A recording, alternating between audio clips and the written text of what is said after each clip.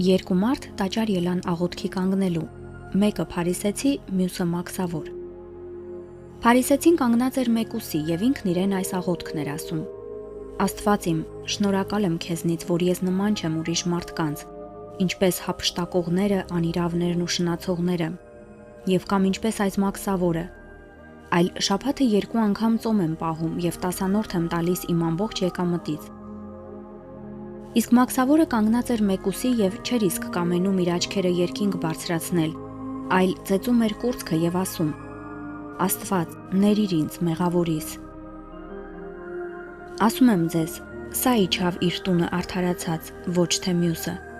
որովհետեւ ով որ բարձրացնում է իր անձը, կխոնարհվի, եւ ով որ խոնարհեցնում է իր անձը, կբարձրացվի։ Սրբազան Աստվածաշնչում հաճախ ենք հանդիպում փարիսեցիներին եւ մաքսավորներին, ովքեր են նրանք, ինչ խորհուրդ ունեն, արդյոք հասարակությունը միայն նրանցից է բաղկացած։ Ուրեմն հարգավ թե հրյա ժողովուրդը կպարգանար բազմաթիվ խավերան եւ տասագարքային ընկերություն ուներ։ Գային գրոնական գուսակցություններ, փարիսեցիները անոնցում մեկներ, սադուկեցիները գային, էսսեները գային, հերովթիականներ գային եւ մաքսավորներ գային, ասոնք թե գրոնական եւ թե ընկերային դարբեր շերտավորումներն էին այդ օրվա ընկերության։ Ուրեմն փարիսեցիները անոնք էին, որ գսեին, որ մեր փրկությունը պիտի կա, եթե մենք մեր գրոնքին փարինք եւ ամեն ինչ գրոնքով թադելու սկսենք, օրենքը պետք է տեղի բերենք, հետեւաբար իրենք գրոնամոլ գուսակցություն ունեին։ Իրենք ազնվականությունը կկազմեին հրյա ժողովրդին, մի տեսակ Քրիստոսի հետ շարունակ այսոնց փախումը կտեսնենք, որովհետև իրենք կգարձեին, որ Հիսուս իր խոսքերով եւ շարժումներով կարհամարե մովսիսական օրենքը եւ հետեւաբար հագարակ կգենային Հիսուսին, չէին գնար հասկանալ անոր սիրո ավետարանը։ Իրենք ուզեին ամեն ինչ այդպես զուտ օրինավոր ցևով ընտանա հավատքի կյանքին մեջ։ Իսկ մաքսավորները անոնքալ անունի վրա է մաքս հավաքողներ էին, դուրք հավաքողներ էին։ Երբ որ ռոմեացիները երկիրը կգրավեին, այդ երկիրեն դուրքը իրենք ուղագի չէին հավաքեր, խոհեմապար։ Ուրեմն հրյաներ գային, որ ռոմեացիներու անունով իրենց հայրենագիցներն դուրք կհավաքեին եւ ռոմեացիներուն կփոխանցեին, իրենք կոմիսիոն կգարնեին անոր մեջ։ Ժողովուրդը գադեր մաքսավորները եւ ամենամեծ մեղքը սեբեր այս եւ գեղեցիկ ուղալով կանվանվեին եւ իրենք աբահով չէին ընկերային տեսակետեն եւ նաեւ ուրիշ կուսակցություն կար քաղաքական նախանցահույզերը ասոնք ֆետայիներն էին, որ զենքի ուժով գուսեին Իսրայելի ազատությունը ապահովել, հետևաբար ասոնք ալ երթում ունեին, ուր որ տեսնեն այս մաքսավորները մերցնելու։ Ուրեմն այս մթնոլորտին մեջ մաքսավորները հարգավ թե իրենք խելացի մարդիկներ էին, կարդացող մարդիկներ էին եւ մարդը միայն հացով չապիր, անոնք ալ հոգեվոր բանջներ ունեին, բայց տաճար չէին գնար մտնել, որովհետև մեղավոր էր իրենց աչքին մեջ այս մարդիկները, իրենց ժողովրդի մեջ չէին շատ խառնվել, որովհետև գվախնային մերձվել է։ Ուրեմն հարստություն ունեին, բայց մի տեսակ անիծյալ հարստություն էր անիկա։ Չէին գնար հանգիստ սիրտով վայելել, որովհետև գիտեին, որ մի կողմեն այո իրավունք ունեն իրենք գեղեցկած են ժողովուրդը։ Դեր Հիսուս ընդունեց մաքսավորները, անոնց հետ գուտեր գխմեր եւ անոնց մեջ շատերը հավատքի բերավ եւ նույնիսկ այդ մարդիկ իրենց հարստությունը բաժնեցին աղքատներուն, ինչպես որ Զաքեոս մաքսավորը եւ ինչու՞ չէ Մատթեոս ավետարանիչը։ Մատթեոս ավետարանիչը մաքսավոր մներ, նայեցեք Արաքյալ գտարնա եւ մեզի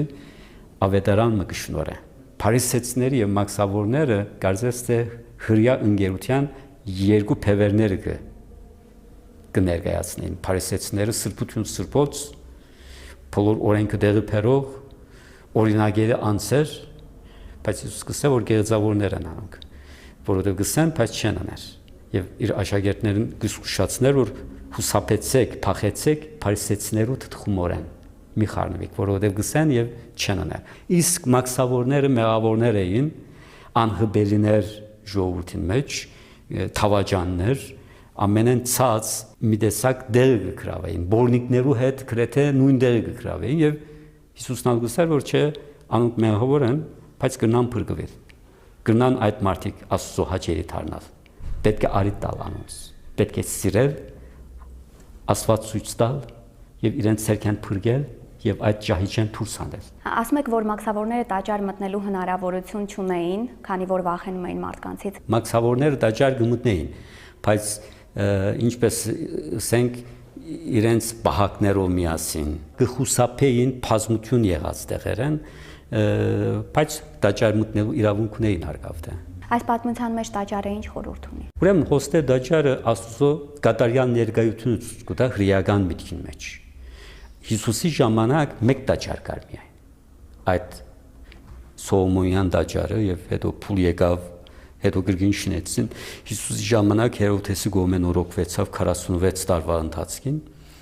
Ուրեմն այդ տաճարը մեկ հատեր Հրեաստանի մեջ եւ ամբողջ հրեա սփյուռքի համար։ Մի տեսակ այսօրվան իսլամներու Մեքքեն ինչ էր, իրենց համար տաճարը այդ էր։ Շատ սինագոգներ ունեին, բազմաթիվ սինագոգներ ունեին, բայց միայն տաճարն էր, որ Աստծո կատարյալ ներկայությունը կբարունագեր եւ միայն զոհ կրնային մատուցանել եւ բոլոր հրեաներ աշխարհի վրա դուրք պետք է վճարեին այդ տաճարի համար։ Հետևաբար իրենց համար շատ կարեւոր էր նվազագույն իրենց կյանքին մեկ անգամ քալ այդ տաճար իրենց ասկային դուրքը վճարել եւ զոհ մատուցանել Աստծո։ Հետևաբար Աստծո ներկայությունը կատարելապես կխորհրդանշե։ Եվ նաեւ ինչու՞ չէ խորհրդանշապար մեր մարմինն է։ Այսինքն Պողոս արաքյալը չգիտեր որ դուք ձեր մարմիններ Աստծո տաճարն է։ Եվ ով որ գավրի Աստծո տաճար Աստվածալ զայն պիտի ավրե։ Այսինքն Աստված մեզի ճշմարիտ տաճարներ լալով ստեղծեց իր հոգի բնակարանը։ Հետևաբար ուր որ մենք աղոթենք իրականության մեջ, մենք մեր մեջի կաղոթենք, այդպես չէ։ Հետևաբար Աստծո ներկայությունը աղոթքի ադեն կարևոր է եւ Հիսուս հոստելս է որ երկու մարդ կա Աստծո ներկայության մեջ կաղոթեն։ Թերևս փողոցը իրենց տուները եւ այլն աղոթած ադենը գրնար տարբերով լավ, բայց երկուքն ալ շատ լավ գիտեին, որ հիմա Աստծո ներկայության առջև են։ Տեսնում ենք, որ երկուսն էլ աղոթում էին, որն էր սխալ փարիսեցու աղոթքի եւ ինչն էր շիտակ մաքսավորի աղոթքի մեջ, ինչն էր ընդունելի դարձնում նրա աղոթքը։ Աղոթքի նպատակը Աստծո հետ հարաբերվելն է, Աստծո առջև գնալն է։ Եվ Աստծո ներկայության մենք մեր անձերը քննենք, ինչ որ անհաջելի է Աստծո տեսնենք եւ հետո խնդրենք Աստծո որ ներե մեզ, որպես մեր հարաբերությունը շտկվի։ Ուրեմն աղոթքի հիմնական նպատակը մեր անձերը Աստծո մոդեցնելու չանքն է, բայց երբ որ մոդեցնել կչանանք մենք ամիջապես կսկանք որ մենք մեր էության մեջ խնդիր ունենք։ Ուրեմն փարիսեցի սխալը ինչ էր, ինքը ոտքի վրա կանգնած էր եւ կներկայացներ Աստծո սխալ պատկերումը։ Աստծո գսեր որ ես այս ըրի, ես այս ըրի, ես այսպես եմ, ես ասորպես չեմ եւ այլն, եւ չեր տեսներ իր մեղավոր վիճակը։ Չեր տեսներ իր հոգի դկարությունը։ Հետևաբար մի տեսակ գուրապար ինքը կաղոթեր։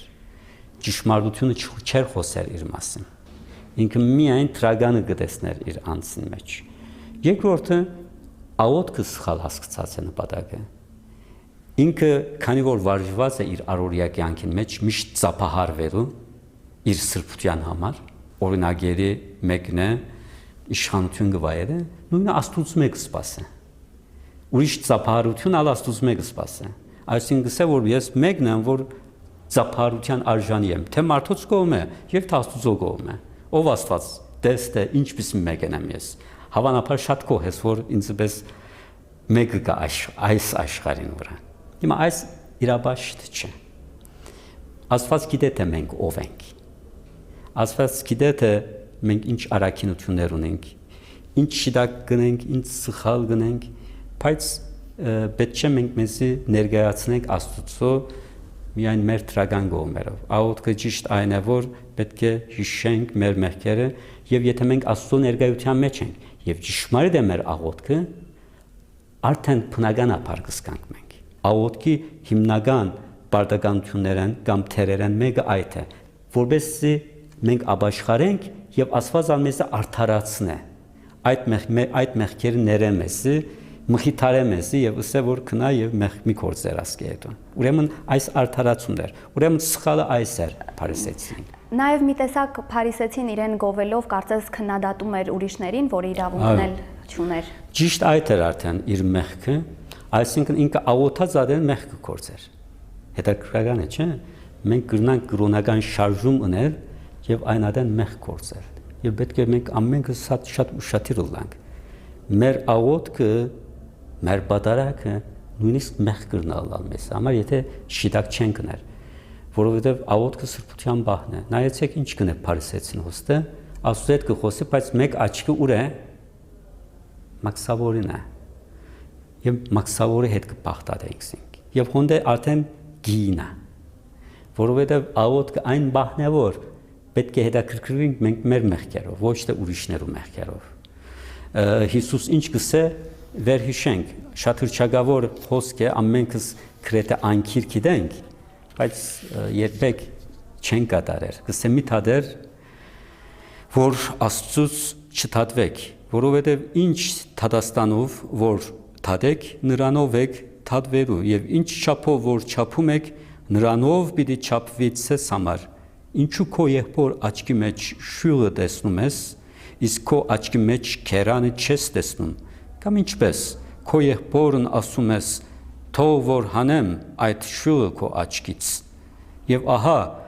քո աչքում քերան գա գեղձավոր, նախ հանիր քո աչքից այդ քերանը եւ ապա հստակ կտեսնես քո եղբոր աչքից շյուղը հանելու համար։ Ուրեմն դժբախտաբար մենք մանկությունից ի վեր մրցակցության համար կպատրաստվենք։ Եվ մեր մեջը անգուշտ մրցակցության զգացումը կա։ Երբեք մենք մեզ բավարարված չենք զգալ, եթե մարդիկ տեսնենք, որ մեզ մեծած են։ Մեզ մի յետև մնացած են։ Կարծես թե մխիթարանք մկա մեր մեջը, մեր յետևը Եհովներուն ասել որ հա ես քեզ մելավ եմ, ցեզ մելավ եմ, ես փանիմը հասա։ Ուրեմն իրաբաշխություն չասիկ, հա։ Ասիկա ինչպես ասենք ինքնախապեյությունն է։ Ինչ որ մենք ունենք, ասոնց 99%-ը դժբախտաբար կամ բարեբախտաբար մեզ դրված է, շնորհք է։ Մենք չենք ընտրած։ Ոչ մեր ազգությունը, ոչ մեր լեզուն, ոչ մեր հասակը, ոչ մեր երեսը, ոչ մեր գեները, ոչ մեր խելքը, ոչ մեր տաղանդները, մեզ շնորհվեր են այդ բոլորը։ Շնորհվեր են մեր անձի համար չէ, ընկերության համար շնորհվեց է։ Հետևաբար, երբ որ մենք կչափազանցենք մեզ դրվածները, ոնդե անիրաբաշխության կինանք։ Ուրեմն Աստվածային մի օրենք է, գրնա մեր բոլոր դիտորդները փորձել իրենց կյանքի մեջ, աչքերը իրենց աչքը փակեն եւ ասեն, որ ես մեծ եմ, ես մեծ եմ, ես շատ մեծ եմ, ես ամենամեծ եմ, ինձ մեծ մարդ չկա։ Երբ որ ասիկա գսեք, ծեր մեջ են փամը, ծեր մեջ են ոչ թե դուրսեն, գարարգեց ես, չէ, գսեն, այդպես չէ։ Չէ, այդպես չես տուն։ Իսկ գրգին ասենք, որ չէ, ես շատ ցած եմ, ես շատ մեղավոր եմ, ես մարդուց ամենեն հետինն եմ, նորեն ցայմը գսե, որ չէ գսե, տնայց չես։ Այսինքն իրապես հոգևոր աշխարհի մեջ իր քուհը ցցնողին վար հրող ուժ մկա սատանային սկսյալ որ ռեշտագաբետ մներ ավելի ուզեց բարձրանալ Աստծո լերը Աստված մնալ ուզեց Աստված ավելի վար գցեց անիկա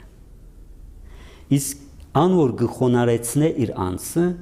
ուժ մկա որ անիկա գարնե եւ վեր բարձրացնե